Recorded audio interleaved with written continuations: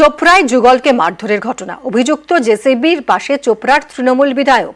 ক্ষুব্ধ মুখ্যমন্ত্রী ফোন করেছেন বিধায়ক হামিদুর রহমানকে, কড়া ব্যবস্থার নির্দেশ দিয়েছেন। বিধায়কের মন্তব্যের ব্যাখ্যাও তলব করেছে তৃণমূল।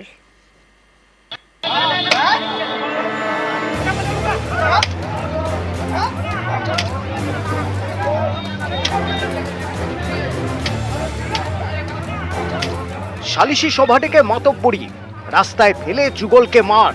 উত্তর দিনাজপুরের চোপড়ার এই ঘটনায় রাজ্য জুড়ে জোর শোরগোল। এ নিয়ে কড়া মুখ্যমন্ত্রী মমতা বন্দ্যোপাধ্যায় চোপড়ার তৃণমূল বিধায়ককে ফোন করে কড়া ব্যবস্থা নেওয়ার নির্দেশ দেন। ওদের এলাকার ব্যাপার নিয়ে জিজ্ঞাসা করছিল, পিসফুলি রাখো যাতে কি ঝামেলা না হয়। যা ঘটনা আছে আইন দেখতেছে, আইনের কাজ করুন। যদি আমাদের পার্টির লোক হয়ে থাকে ওকে বহিষ্কার করে দাও দল থেকে। বলেছি দিদি ও ভোটার একজন, পুলিশ এসেছিল ওকে বাড়ি থেকে তুলে নিয়ে গেছে, কেউ প্রতিরোধ বা কোনো কিছু বলেনি। অন্যায় করেছে, অন্যায় শাস্তি পাক, আমরা সবাই চাই। চোপড়ার ঘটনায় মূল অভিযুক্ত তাজিমুল ইসলাম ওরফে জেসিবি। রবিবার তার পেটানোর ভিডিও ভাইরাল হয়, তারপর তাকে গ্রেপ্তার করে পুলিশ। এই জেসিবি চোপড়ার বিধায়ক হামিদুর রহমানের ঘনিষ্ঠ বলে পরিচিত। চোপড়ার ভিডিও প্রকাশ্যে আসার পর জেসিবিকে ক্লিন চিট দেন তৃণমূল বিধায়ক। সালিশি সভার ভিডিও ভাইরাল করা নিয়েও প্রশ্ন তোলেন। মহিলাটাও তো কমপ্লেন করেনি, কিন্তু আপনারা বেশি খুঁজাই বেড়াচ্ছেন। কারণ মহিলাটা স্বামী ছাড়া অসামাজিক কাজ করেছিল, অসামাজিক কাজে গ্রাম্য সালিসি বৈঠক বসেছিল।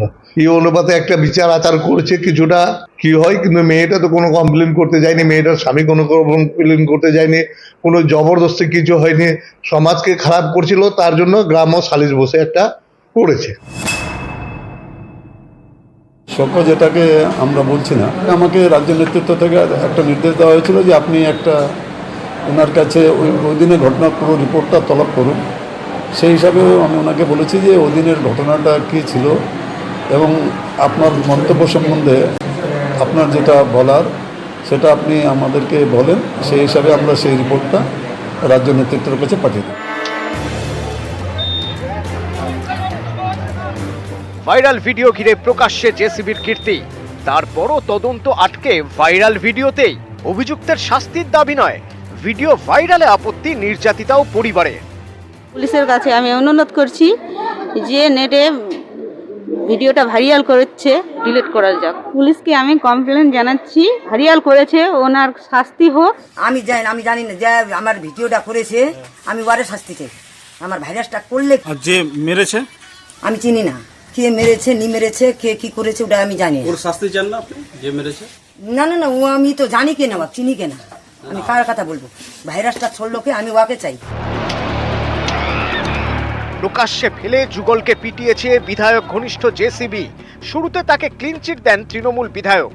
এখানেই শেষ নয়, ভিডিওটি কেন ভাইরাল হলো তা নিয়েও প্রশ্ন তুলেছেন চোপড়ার তৃণমূল বিধায়ক। তারপরেই কি চাপের মুখে বয়ান দেন আক্রান্ত মহিলা ও আক্রান্ত যুবকের মা? এসব অবশ্য মানতে নারাজ বিধায়ক। চাপে কেন পড়বে? এটাতে চাপের কি আছে? যেটা লিগ্যাল ঘটনা সেটাই বলবে, চাপে কেন পড়বে?